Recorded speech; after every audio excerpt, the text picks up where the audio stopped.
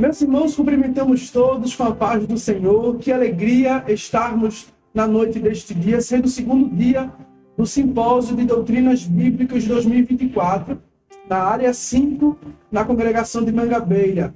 Para nossa alegria, estamos com um podcast iniciando mais uma noite e estamos felizes. Quero cumprimentar a você que irá assistir esse vídeo. Quero cumprimentar a minha companheira que vai comandar comigo esse podcast, nossa amiga, nossa irmã Roseana, paz do Senhor. Paz do Senhor, irmão Anderson. Amém. Quero também cumprimentar o escalado pelo nosso pastor presidente, vindo do Tempo Central, o presbítero Júlio César. Paz do Senhor, meu presbítero. Paz do Senhor, irmão Anderson, paz do Senhor, irmão Rose, paz do Senhor a todos.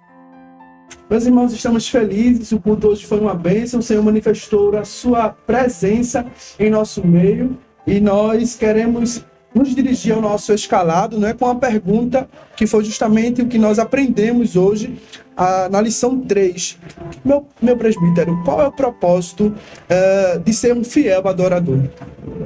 O principal propósito de ser um fiel adorador é observar o que a palavra de Deus nos diz. Nós fomos chamados para sermos propriedades peculiares e exclusivas de Deus. Se fomos chamados com esse propósito, podemos honrar esse propósito sendo leal a Deus em todos os parâmetros da nossa vida. A quem servimos, com quem andamos, como falamos, como procedemos. Se assim fizermos, estaremos valorizando o propósito de Deus na nossa vida, que é de nos preservarmos integralmente e fielmente aos princípios dele e à pessoa e à palavra dele. A nossa segunda pergunta, nós queremos também entender com o nosso irmão se vale a pena servir ao Senhor, e o Senhor pode citar exemplos. A gente sabe que sim, vale a pena, mas a gente quer que o Senhor nos explique e consiga nos detalhar. Anderson, a sua pergunta é bem importante, porque na verdade, todas as pessoas que viveram relacionamentos com Deus, que estão registrados na Bíblia, ou que não estejam registrados na Bíblia, porque são servos e homens de Deus que viveram no passado, tanto no passado quanto no presente e no amanhã, que é o nosso porvir, que demonstraram o objetivo de serem fiéis, de serem leais a Deus, a sua palavra, sempre tiveram o cuidado de Deus sobre a sua vida, sempre tiveram a atenção de Deus, sempre tiveram a provisão de Deus, sempre tiveram a atenção e o zelo de Deus em lhes proteger. Isso só demonstra que vale a pena ser fiel a Ele. Porque todo aquele que procura ser leal a Deus e a sua palavra, Deus honra essa fidelidade com comprometimento e compromisso para com seu filho e para com a sua filha, livrando-os de toda aparência do mal, iluminando os caminhos para que eles possam andar sem nenhum percalço, lutando as suas pelejas com Ele ou através deles, e no final glorificando o seu nome através da fidelidade deles, honrando-os em virtude da honra que atribuíram primariamente ao próprio Deus. Por isso que vale a pena ser fiel. Vemos esse exemplo na vida de Ananias, Azarias e Misael, que foi o tema de hoje, como eles preferiram dar a sua própria vida em morte para honrarem a Deus, serem fiéis a Ele, não se curvando à estátua. Podemos ver esse exemplo na própria figura de Daniel, que é um dos personagens principais desse simpósio, quando assentou no seu coração, ou seja, fixou no seu coração não se contaminar com os manjares do rei, com as iguarias que eram apresentadas aos ídolos. Vemos exemplos nas páginas sagradas na vida de Elias, que preferiu adorar a Deus do que se render aos profetas de Baal, a adoração a Baal. Vemos exemplo de Josué, que convidou inclusive o povo para servir a Deus juntamente com a sua casa a Deus, e não aos deuses que habitavam além do Jordão. E no Novo Testamento também vemos exemplos de fidelidade. Os apóstolos, servos, homens e mulheres que foram fiéis a Deus como Estevão, ao ponto de terem a sua vida morta sob apedrejamento, mas ver os céus abertos e Jesus esperando em pé para recebê-lo nas suas moradas. Então vale a pena ser fiel. Louvamos a Deus, né? Porque como foi falado hoje pelo nosso presbítero, servir a Deus, ser fiel a Deus, nos leva a uma honra que é Ele, não é, quem se responsabiliza em fazer tudo isso. Eu me dirijo a Rose e fique à vontade, Rose, para fazer suas perguntas. Amém. Mais uma vez, a paz do Senhor. Amém. A pergunta que eu tenho para o senhor, presbítero Júlio, é: que experiência o senhor aprende por cada estudo? E a revelação a Daniel é possível acontecer aos cristãos no dia de hoje? Ótima pergunta, Rosa. Nós já tivemos a oportunidade de ir em igreja, né? Comunidade cristã, aprendemos 3 lições. Na primeira lição, nós aprendemos com a vida de Daniel e os seus companheiros a importância de termos um propósito, ou seja, de termos uma meta, de termos uma finalidade assentada em nosso coração, de preservarmos o nosso caráter e a nossa identidade cristã, não deixando ela ser misturada, fragmentada ou manchada por qualquer coisa que não seja santo e agradável a Deus. Isso é importante para nos tornarmos agradáveis a Deus. Quando tornamos-nos agradáveis a Deus, Deus se agrada conosco e nos dá força e graça da parte dele. No segundo momento, nós tivemos a oportunidade de aprendermos sobre o propósito de vivermos pelo sobrenatural. Por que é importante viver sobre o sobrenatural? O que significa viver sobre o sobrenatural? Significa viver e andar sobre os cuidados, sobre o domínio, sobre a égide do Espírito Santo. Por quê? Porque nesta vida em que o mundo jaz no maligno, nós precisamos viver debaixo dos cuidados, nós precisamos viver sob a direção de Deus, nós precisamos viver por fé e não por vista. E precisamos do agir do Espírito Santo, de Deus na nossa vida, dos milagres que acompanham, porque a vida do crente é uma vida de desgaste, é uma vida de desafios, é uma vida de temores, mas quando vivemos uma experiência com Deus e andamos com Ele, e Ele conosco, andamos pelo sobrenatural, caminhamos sobre os mares desta vida, saltamos muralhas e vemos os milagres de Deus fazendo, porque Ele é poderoso para fazer infinitamente mais do que pedimos ou pensamos. Na terceira lição, que foi a lição reservada para esta noite, aprendemos sobre a necessidade de focarmos, estabelecermos em nosso coração uma meta, uma finalidade, um desejo, um alvo, um propósito de sermos leais, de sermos fiéis, de sermos verdadeiros adoradores. Por quê? Porque os verdadeiros adoradores são aqueles que agradam a Deus, Deus destes adoradores se agrada e tem cuidado de cada um que adora Ele com inteira certeza de fé. Então, quando nós conhecemos a Deus e servimos a Ele com o coração sincero, com a alma voluntária, o buscamos, Ele é achado de nós, Ele se agracia para conosco e a gente só precisa ter a convicção de que Ele, sendo agradado de nós e por nós, fará com que a gente seja abençoado e vitorioso em qualquer desafio que possa nos cercar, qualquer perigo que possamos enfrentar, seja nos livrando da fornalha ou dentro de uma fornalha, como fez com Ananias, Azarias e Misael. A realidade vivenciada por Daniel e pelos seus companheiros, nas lições já apresentadas, que foram Ananias, Azarias e Misael, só nos mostram que é uma realidade que não ficou para o tempo passado. Nós também somos propriedade de Deus. Somos homens, mulheres, jovens e moças como vocês e tantos outros que vocês representam, que foram chamados para serem diferentes, para serem uma geração eleita, um sacerdócio real, uma nação santa, demonstrarem-se como povo adquirido, para brilhar como luz do mundo em meio à escuridão de trevas, para salgar o mundo que é insípido, insosso, e mostrarem que são sal, não açúcar, que salga, não adoça. Então é possível ser diferente. Tanto é que em Malaquias diz: e vereis outra vez a diferença entre o que serve a Deus e quem não serve, entre o justo e o ímpio. E esse é o objetivo final desse simpósio, é nos convidar para sermos diferenças, para resplandecermos como astros, de forma incorruptível, no meio de uma geração perversa, para mostrar para essa geração que eles podem ter uma vida transformada e vitoriosa, como aqueles que são e fazem parte da Igreja do Senhor. E na lição de hoje, eu prestei atenção bastante no culto, e o senhor falou sobre a fidelidade. E nesta feita, eu queria perguntar se o senhor pode nos contar uma experiência que o senhor teve com Deus através da sua fidelidade para com Ele. Olha, a nossa vida é uma vida cercada de escolhas e de desafios.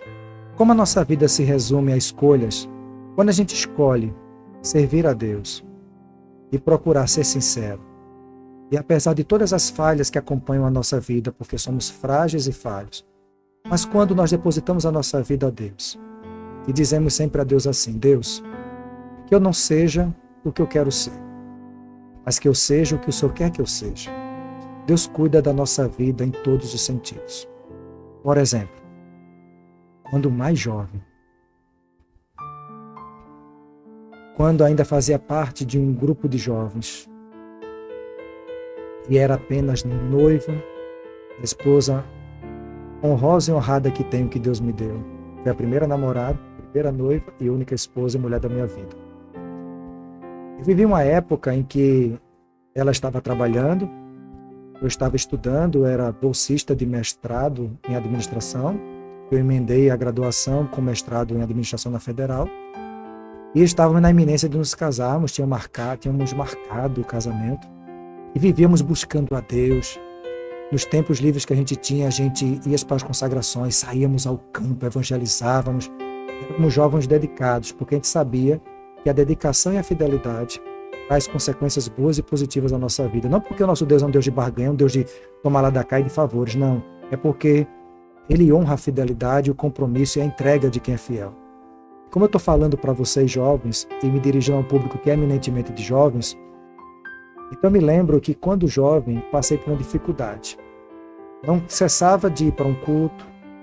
De segunda a sexta eu estava muito ocupado com a universidade, com a faculdade. Mas no meu final de semana era imerso na igreja, dedicado. Na escola dominical, no campo, no culto à noite, nos ensaios. Até que chegou um momento em que a minha noiva na época foi desligada do trabalho em que estava. Estávamos com um casamento marcado para 27 de dezembro de 2003. E estava faltando algumas coisas para o casamento acontecer. Até que, quando eu estava aflito, voltando da universidade, indo para um culto de oração na mocidade, querendo já arriar as armas, sabe? Pensando que não ia dar certo, que quando terminasse o culto, que fosse levar a minha noiva na época para casa, ia chegar para o pai dela, meu sogro, irmão Elídio, ia dizer para ele, vamos remarcar para o próximo ano, por mais 6 meses, ou 8, ou 1 ano, para que a gente possa se organizar, porque economicamente não estou vendo viabilidade nenhuma. Estava acreditando nisso, já estava me rendendo essa situação. E ia orar a Deus para Deus me dar essa orientação para assim fazer. Deus honrou todo o cuidado que minha noiva na época e eu tínhamos para conosco, para com a nossa fidelidade a Deus, para com o respeito que sempre teve um para com o outro, esperar pelo tempo de Deus, para o relacionamento dar-se continuidade a fim de ter um matrimônio. Quando eu estava no metrô cheio, lotado, lá em Jaboatão, eu descia já cabisbaixo, do nada, eu vou descendo a rampa de Jaboatão do metrô, e daqui a pouco vem um som de um hino cantando por trás de mim, que quando eu fui olhar procurando quem estava cantando, não encontrei. Simplesmente foi dizendo apenas o refrão assim: então chame por ele, mesmo que esteja morto, faz ressuscitar. Então chame por ele, mesmo que esteja morto, faz ressuscitar. Se é pouco o alimento, faz multiplicar.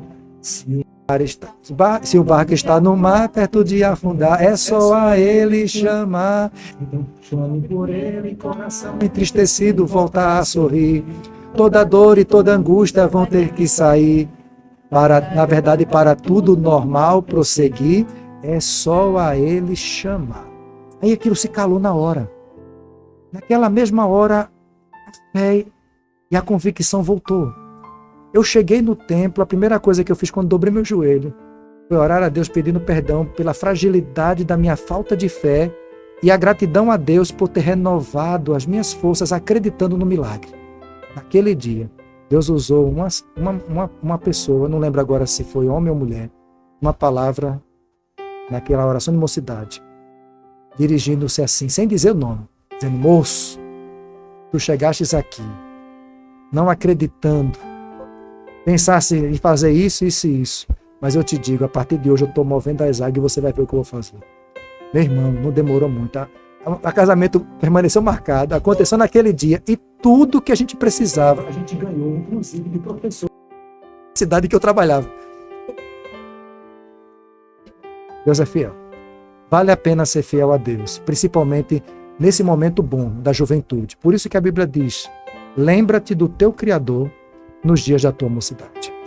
Aproveite, jovem, adolescente, esses momentos em que você tem, porque você ainda não é um pai de família, você não é uma dona de casa, que vai ter que dar atenção ao marido, à mulher, ou aos filhos quando nascerem, aproveite esse momento de solteiro.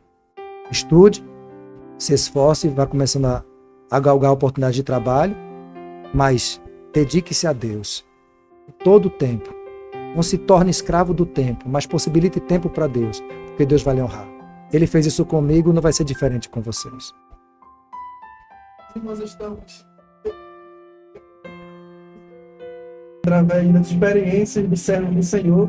É muito bom ouvir isso, não é? Leva como combustível para a nossa fé e acrescenta, sem dúvida. Meu presbítero, queremos agradecer a Deus imensamente pela oportunidade, pelo tempo que o Senhor se dispôs a depois de terminar o culto, a estar aqui. Nós louvamos a Deus pela sua vida, não é? A congregação de Mangabeira, a área 5, a mídia da área 5, louvamos ao Senhor pela sua disponibilidade. E neste finalzinho de poucos minutos que nós temos, o último minuto, queremos atribuir ao Senhor os seus agradecimentos também. Bom, primeiramente eu quero agradecer ao meu pastor presidente, pastor José Alves, pela honra de me dar a oportunidade de estar com vocês aqui na área 5, na noite desse dia, e poder cultuar com vocês e sentirmos juntos a alegria da presença de Deus. Agradecer a maravilhosa receptividade e acolhimento que é notória do coordenador de vocês, evangelista Ezequias, a vocês jovens dedicados, criativos, né, que se fazem representar aqui pela nobre figura do Anderson, da Rose e do nosso técnico de TI, nosso irmão Estevão, sorridente todo. Quero agradecer e parabenizá-los por essa iniciativa e dizer a vocês que estão escutando na conclusão desse podcast que sejam fiéis a Deus, que vivam sob a direção de Deus no sobrenatural e que preservem a sua identidade cristã. Não a troque por nada, nunca deixe de ser leal a Deus, porque pode ter certeza de uma coisa: se Deus sabe quantos fios de cabelo tem na sua cabeça, é porque Ele está dizendo que se preocupa com os mínimos detalhes da tua vida. E dos mínimos detalhes aos maiores detalhes, Ele cuida de você. Seja simplesmente fiel a Deus. Ele vai estar com você na palma de suas mãos, escrevendo a sua história e lutando as pelejas com você e por você e para você. Deus te abençoe, um forte abraço meu e de todos que fizeram parte dessa equipe desse podcast. Em Cristo, continue abençoando as vossas vidas. Fiquem todos na paz do Senhor.